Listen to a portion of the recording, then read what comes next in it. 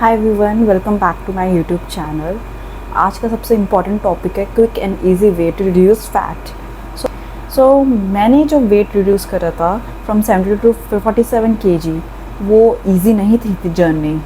सी simple सा दो चीज़ें बहुत इंपॉर्टेंट होती है, एक्सरसाइज, सेकेंड इज़ डाइट। और चीज़ बता दूँ, there is no possibility of spot reduction.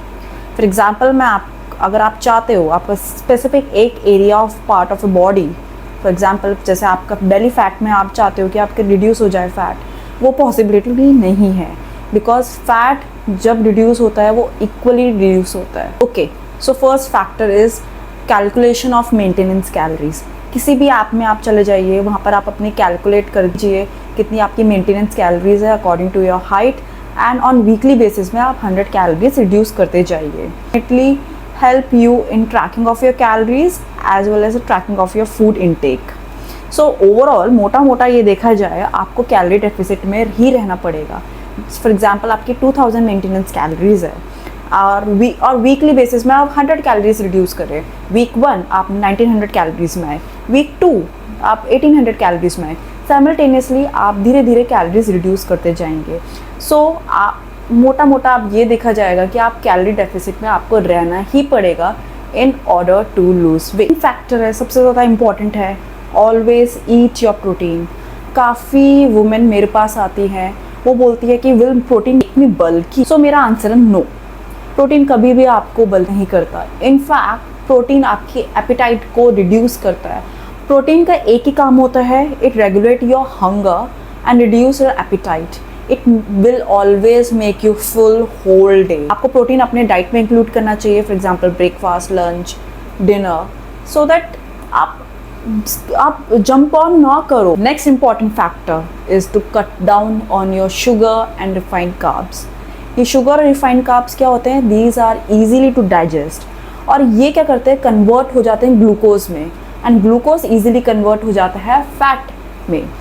Fat जब आपकी बॉडी में स्टोर करेगा और जब आप एक्सेस शुगर लोगे, जिसकी वजह से ये वेट बढ़ेगा। सो धीरे धीरे ये शुगर और रिफाइंड कार्ब्स को आप एक्सक्लूड करिए। सो आपने इंक्लूड कर दिया प्रोटीन अपनी डाइट पर, फिर कट डाउन कर दिया रिफाइंड कार्ब्स और शुगर। और नेक्स्ट स्टेप है इंक्लूड प्लेंटी ऑफ फाइबर। जितना फाइबर आपकी इंक्लूड होगा डाइट पर, उतना आपको हंगर वाली फीलिंग कम आएगी, आपकी एपेटाइट इतनी ज़्यादा बढ़ेगी नहीं। सो फाइबर फ्रूट्स क्या होते हैं? जैसे वेजिटेबल्स हो गया, उसमें हो गए पीस, बीन्स, नट्स, सीड्स। तो ये सारी चीज़ें भी इंपॉर्टेंट होती है इंक्लूड करनी। इतनी सारी चीज़ें इंक्लूड कर रहे हो, एक गट हेल्थ भी इम्पॉर्टेंट होती है, सो दैट आपकी डाइजेशन भी इम्प्रूव हो। सो आप इंक्लूड कर सकते हो probiotic foods like onion, garlics and curd in your diet. So next important factor है स्लीप एंड प्रॉपर रेस्ट, जिसको सारे लोग ही इग्नोर कर देते हैं। Do you know the research suggest that insufficient or poor quality of sleep slows down the process in which the body converts calories to energy called metabolism। अगर आपका metabolism लो होगा ना, तो आपकी बॉडी स्टोर करेगी fat as an unused energy, जिसकी वजह से आपके इंक्रीज हो जाएंगे level like cortisol, which also promotes a fat storage. So आपको 5 to 6 आवर्स की रेस्ट काफ़ी इंपॉर्टेंट है। So last important factor, stress. I know हम सब वर्किंग है या फिर हम सब कुछ ना कुछ बिजनेस करते हैं। आज की डे टू डे लाइफ में स्ट्रेस इतना ज़्यादा है, जिसकी वजह से आपकी हैम्पर हो रही है वेट लॉस जर्नी।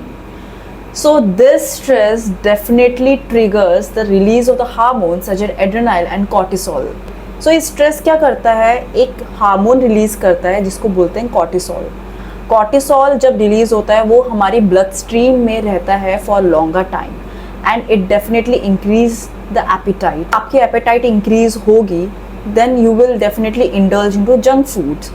तो बेटर है कि आप अपने स्ट्रेस को मैनेज करिए, सो दैट आप अपनी हेल्दी लाइफस्टाइल को फॉलो कर सकते हैं। आई होप आपको मेरे ये सारे फैक्टर्स पसंद आए हो, आपको मेरी पूरी वीडियो और वेट लॉस जर्नी काफ़ी पसंद आई हो। अगर पसंद आई हो तो subscribe to my channel, like, share, comment, और आप मुझे सजेस्ट भी कर सकते हो कि किस और चीज़ टॉपिक में मैं आपके लिए वीडियो बनाऊं। Till then, bye and take care.